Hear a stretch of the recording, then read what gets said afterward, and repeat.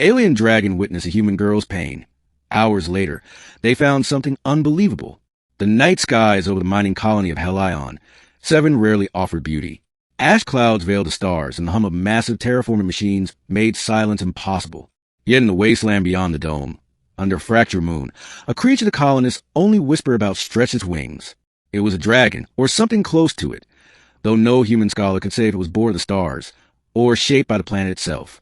Its scales glowed faintly like molten pearl, and its eyes mirrored the faint shimmer of nebulae.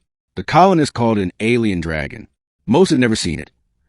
Only miners returning late from the dust field spoke of a shadow with wings vast enough to blot out the sky.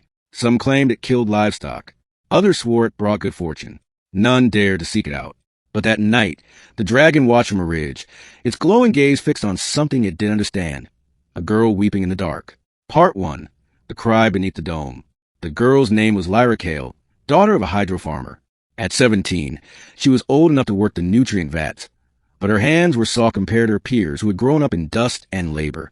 She wasn't crying from loneliness or loss, though she carried plenty of both, but from pain deeper than the dragon could comprehend.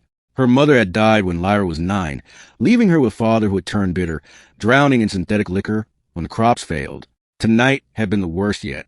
A storm shorted half their filtration units, ruining weeks of work. Her father had blamed her, shouting, shoving, until Lyra escaped to the service hatch in the dome to the barren hills outside. There, beneath the fractured moonlight, she cried until her throat was raw. Unseen by her, the alien dragon crouched low, studying her. It did not understand human grief, but it felt something, a pulse like a faint echo of its own loneliness. For decades it had wandered these hills, the last of its kind, remembering a time when the skies burned brighter. And now, a fragile creature from the stars sat shivering, radiating sorrow that cut sharper than hunger. The dragon lowered its head, nostrils flaring as it caught the salt scent of her tears. Lyra sensed movement, a tremor in the soil. She looked up and froze. The alien dragon towered above her, wings tucked, eyes shimmering like twin galaxies. Its presence was overwhelming, like the air itself had grown heavy. For a heartbeat, terror gripped her. Every instinct screamed to run. But something in its gaze stopped her. The beast did not lunge, did not roar. It simply watched. Lyra wiped her tears, forcing herself to breathe. "What are you?" she whispered, though her voice trembled. The dragon did not answer. It only tilted its head, as though puzzled by her frailty. Then, with a slow movement that rippled through its pale scales, it stepped closer. Lyra should have fled, but instead, for the first time in years, she felt seen. Part 2. The hours that changed everything. The girl and the dragon lingered under the moonlight. Lyra spoke in broken sentences, telling it about her father, about her mother, about how she felt invisible inside the dome. She didn't expect the creature to understand. Yet each time her voice cracked, the dragon bent its head lower, as though listening. Hours passed. The storm outside the dome quieted. Somewhere in that silence, Lyra's fear dulled. She reached out a trembling hand, hesitated, and brushed her fingers against one of its scales. Warmth radiated through her skin, soothing, steady.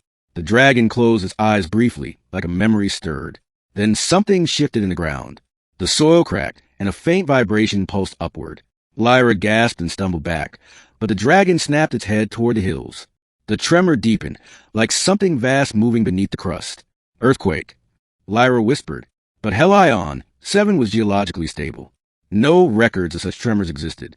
The dragon growled low, a sound that rattled Lyra's bones. With a sweep of its wings, it surged forward, then stopped, looking back at her, waiting. Lyra's heart pounded. "You want me to follow?" The dragon huffed impatient, and turned again toward the source of the vibration. Against all reason, Lyra obeyed.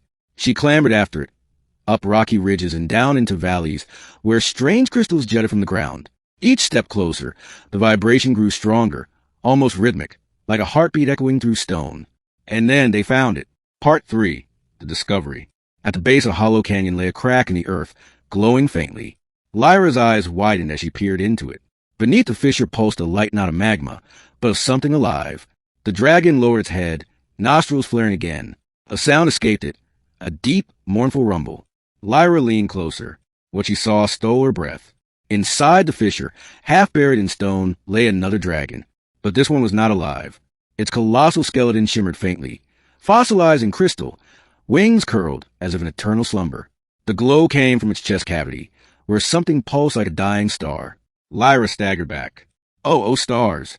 The alien dragon bowed its head, pressing its snout to the earth above the skeleton. A tremor of grief rippled through the air. Lyra realized the truth. This was no random find. This was its kin, the last memory of its kind, preserved beneath the soil for centuries, maybe millennia. And the light inside, the pulsing glow, was no natural crystal. It was an egg. Lyra clutched her chest. It's alive. The dragon raised its head, eyes burning with a desperate intensity. It turned toward her, and for the first time, its voice entered her mind. Help. Part 4. The choice. The telepathic words seared Lyra's thoughts. She stumbled, gasping, clutching her temples. The dragon's voice was ancient, vast, yet weakened by loneliness. She forced herself to meet its gaze. You want me to help save it? A nod. Lyra's mind raced. The fissure's glow was unstable. Whatever energy shielded the egg was fading. If it failed, the last hope of the species would be lost. But she was only a girl. What could she do? The dragon pressed an image into her thoughts. Machines. Energy conduits.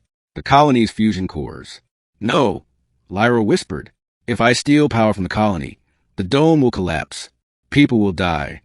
The dragon's gaze did not waver. The choice lay before her. Save the egg or save the colony. Tears welled in Lyra's eyes. For once, the weight of her pain felt small compared to what loomed before her. Her people had ignored her, hurt her, treated her as nothing. Yet she couldn't damn them all to death. But she also couldn't let this creature's hope die. Unless, her thoughts sparked. Maybe not steal, maybe redirect. She recalled old schematics from her mother's notes. Her mother had been an engineer before the sickness took her. There were auxiliary conduits near the dome's perimeter, meant for storm mitigation. If she rerouted just enough power, maybe, just maybe, she could keep both alive. The dragon's eyes flared. Lyra clenched her fists. Then we try. Part 5. Fire and Light. The next hours blurred. Lyra snuck back into the colony through the maintenance tunnels, heart hammering. She accessed old terminals, using her mother's passcode she still remembered. The auxiliary grid was fragile, but with delicate adjustments, she rerouted power through a portable emitter coil. She almost got caught twice. Once by a technician, once by her drunken father. But sheer determination carried her through. At last, dragging the humming coil across the wasteland, she returned to the canyon where the dragon waited. The fissure's glow had dimmed. The egg's pulse was slowing. No, hold on, Lyra whispered. She positioned the coil, calibrating its output. Sparks spat from its surface. She prayed the dome wouldn't notice the drain. Now, she whispered. The dragon reared back, wings spreading, and channeled a beam of searing plasma from its throat, igniting the emitter. The redirected energy surged into the fissure, flooding the crystalline tomb with light. The ground shook. Cracks spiderwebbed through the fossilized skeleton. The pulsing glow brightened, then erupted in a radiant wave. Lyra shielded her eyes.